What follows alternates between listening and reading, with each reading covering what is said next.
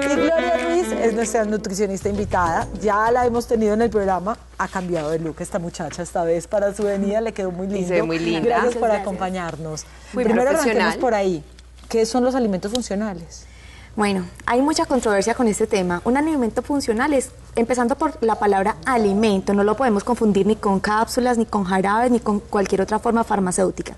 Es un alimento que además de sus propiedades normales nutricionales, tiene un potencial adicional para sanarnos o para prevenir alguna enfermedad. ¿De qué funciones hablamos? Su mismo nombre lo dice, alimento funcional que cumple una función especial. Funciones antioxidantes, anticancerígenas, de protección a nivel cardiovascular. Entonces, si tenemos alimentos que cumplen funciones adicionales y que fuera de eso tienen estudios científicos comprobados, ahí sí estamos hablando de un alimento funcional.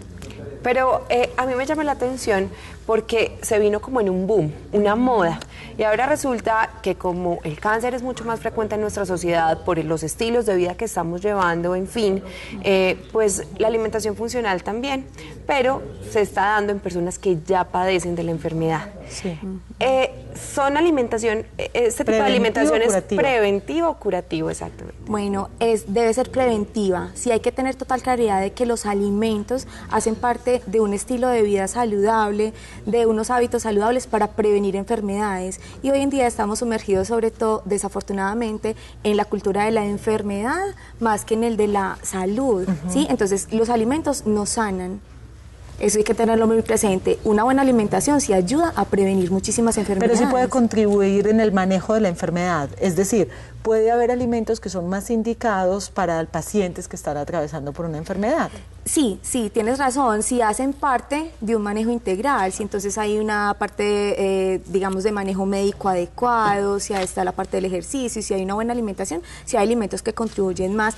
Hablemos, por ejemplo, del cáncer. Sí. Entonces un paciente no se debe conformar, un paciente ni un médico se debe conformar con que le voy a hacer la quimioterapia y listo, y no importa lo que coman, que desafortunadamente es lo que pasa muchas comúnmente. veces pasa. Claro, pero es que además en este sistema de salud donde te dan 20 minutos, pues es muy limitado porque muchas veces no hay posibilidad de tener la asesoría con la nutricionista, entonces que el médico se dedique también a asesorar en cuestiones de alimentación es muy complicado. Tienes razón, no además que zapatero a su zapato, pero lo sé porque los mismos pacientes lo confirman, a veces teniendo los recursos, el mismo médico le dice a la paciente, no importa, coma normal porque es que si no se acaba o se desnutre cuando hay alimentos que ni siquiera son alimentos. El azúcar no es un alimento, es el peor veneno que se ha podido inventar. Es un alimento pero para las células malignas. Exacto, es el principal promotor del desarrollo porque ellos de tumores. Se alimentan de glucosa. De glucosa, que es azúcar, entonces hay que tener cuidado. Entonces, ¿cómo es posible que hoy en día hayan médicos que, está bien, no tienen el tiempo y a veces ni el conocimiento para educar a los pacientes a este nivel, pero tampoco tienen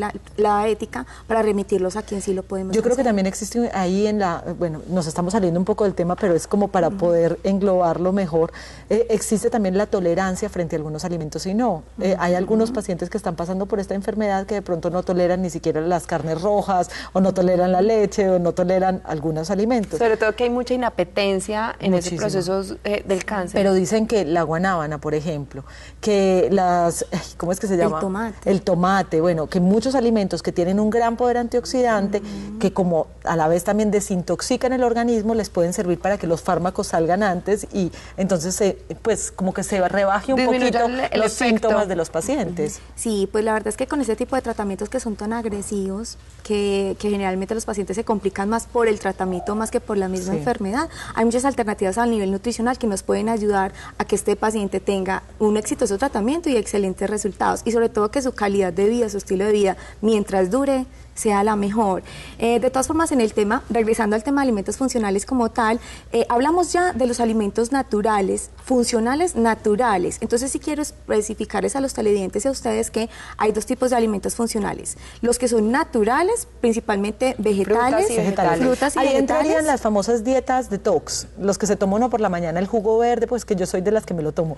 Esos jugos que son desintoxicantes y todo, que son de verduras y de frutas. Bueno, ese es un esquema nutricional o o una moda. Desafortunadamente nos movemos más por modas o por tendencias que por lo que realmente tiene poder científico. Si hoy en Instagram sale una actriz diciendo es que mi alimentación es funcional, ya todos van a ser funcionales y se van a aterrar, porque es que una dieta funcional es cuando comemos pescado 2 veces a la semana, cuando consumimos aceite de oliva crudo, cuando consumimos tomate preferiblemente maduro y cocinado. Eso es una dieta funcional, pero si sale una actriz como tendencia a decirlo, entonces así se impone como una moda. Ajá. La leche materna es el principal alimento funcional y es algo que todas las mamás deberían hacer, ¿cierto? Entonces quiero separarlo de una vez de los alimentos funcionales procesados o modificados, que son de los que no soy muy partidaria, solamente en casos de extrema necesidad. ¿Cuáles son esos, por ejemplo? La proteína que toman los gimnastas. No, ese no es un alimento funcional procesado, es aquel que se le quita o se le adiciona algún componente. Entonces, la leche descremada es un alimento funcional porque se le quitó la leche, la grasa o la lactosa con el fin de tener un efecto beneficioso en el paciente, que es disminuir el colesterol elevado, evitar que se aumente el colesterol malo o LDL e evitar la intolerancia a la lactosa. Los alimentos que les adicionan probióticos o prebióticos, estos son el yogur, las leches fermentadas.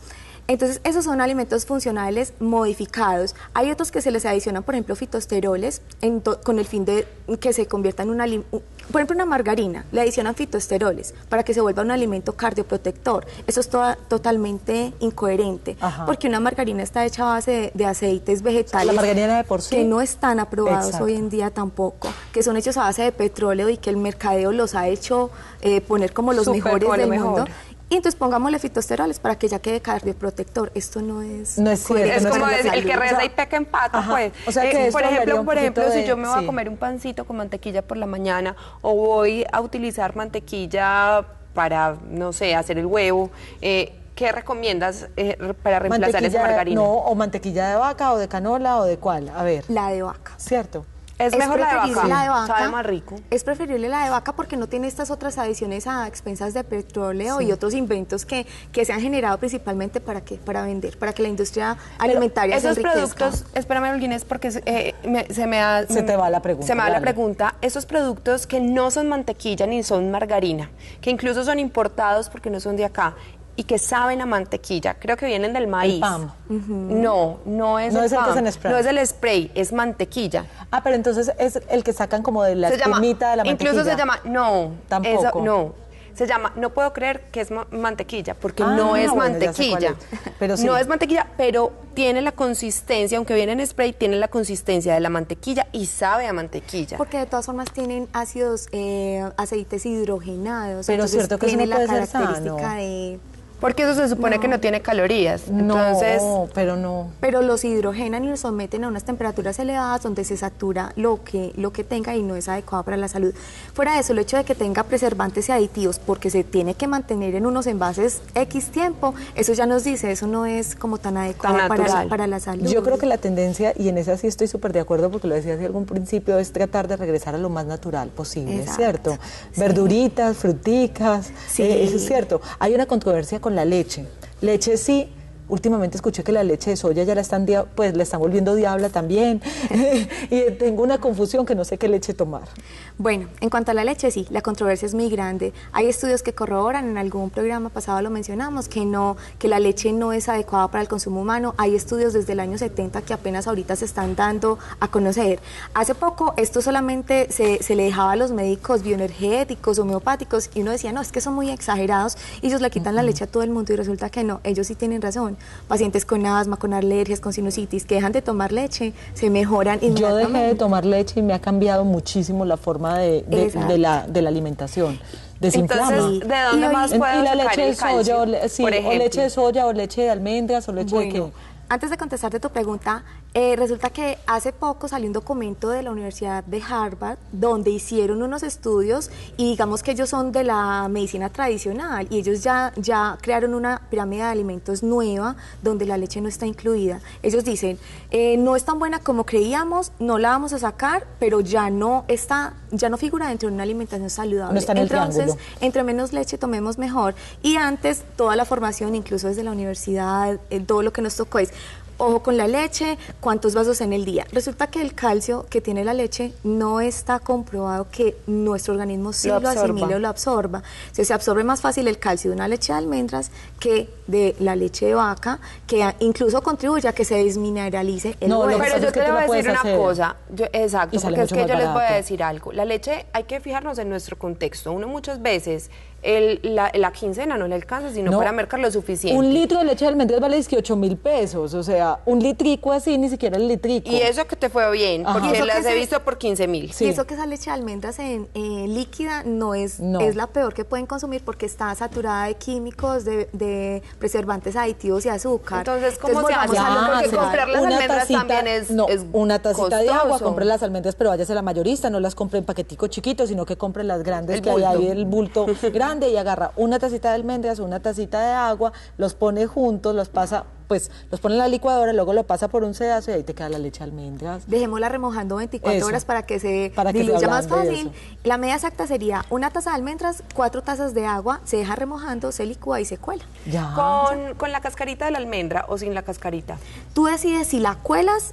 Y con la cáscara de la almendra puedes hacer galletas o puedes inventar otro tipo de preparaciones. O si te la tomas junto con la cascarita y estás consumiendo más fibra. Porque dentro de estos alimentos funcionales, los frutos secos y las almendras, nueces y todo son importantes de tener en cuenta. Bueno, son importantes. Lo que pasa es que, mira, hay una cosa muy importante. Un alimento funcional legalmente, según las declaraciones de las asociaciones y todo, es un alimento que contiene un componente que lo hace más especial, que genera más beneficios y que tiene estudios. Te voy a poner un ejemplo. El tomate contiene un fitoquímico que se llama licopeno. Hay estudios que corroboran que el licopeno es anticancerígeno o si ya está presente la enfermedad, contribuye a que esas células no se vuelvan a multiplicar y ayuda a los tratamientos adicionales como quimio y radioterapia. ¿Sí? Entonces, con las almendras y, por ejemplo, la quinoa en este momento son excelentes, pero no hay un estudio que corrobore que le dé como el título oficial de funcional. Sin embargo, dentro del esquema de la alimentación los podemos tener como las semillas de chía también. Las semillas de chía también. Otro muy importante es el repollo y el coliflor.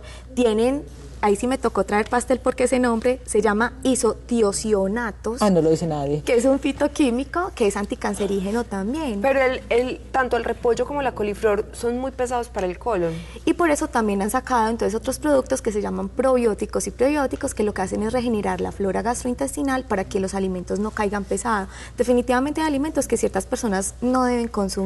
¿Esos prebióticos y probióticos dónde los consigo? ¿O cómo se consumen? ¿Están en los alimentos normalmente o es algún medicamento que me debo tomar? Bueno, diferencia entre probióticos y prebióticos, que es algo también que se presenta muy frecuentemente. Probióticos son bacterias vivas que se encuentran en los yogures o en la leche fermentada, pero también, como hay gente que con el tema de lo de la leche y el yogur, hay probióticos que vienen en sobrecitos, los venden en la farmacia, no los diluye el agua. Lo que le da a uno a los bebés cuando están tomando medicamentos. Y eso principalmente es importante en casos de diarrea, sobre todo por consumo de antibióticos. Esto reconstruye la flora gastrointestinal y se ha visto también que son hipolipemiantes, es decir, que ayudan a bajar el colesterol LDL o malo en sangre. Y entonces son como de origen animal, pues, y son organismos vivos. Y los prebióticos con son de origen vegetal, se encuentran principalmente en la cebolla, en la avena, se encuentran en el banano, pero entonces hay personas que dicen, bueno, pero ¿cómo si yo no puedo consumir la cebolla porque me cae mal?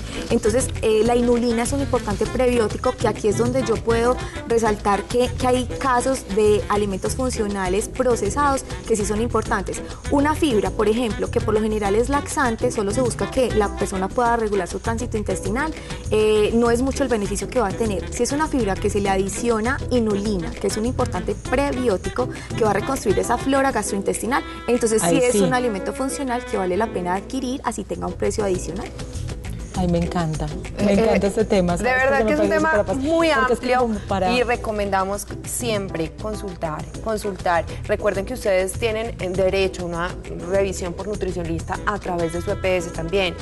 Pídala, exíjala, y si no la puede conseguir, claro, usted va al médico general y dice: yo necesito una nutricionista porque tengo problemas de colesterol o porque tengo problemas de sobrepeso o por lo que sea, deben remitirlo donde el nutricionista. Pero si a través del EPS es muy complicado, pues haga el esfuercito, consulte particularmente, y de verdad que uno recibe muchísimos beneficios simplemente aprendiendo a comer. Desafortunadamente en nuestra cultura nos ha metido muchas cosas en la cabeza que están equivocadas y y lo hemos pasado de generación en generación. Ajá, sí. Y es que si bien el beneficio que buscamos muchos es el mantenernos delgados, el verdadero beneficio está en la salud.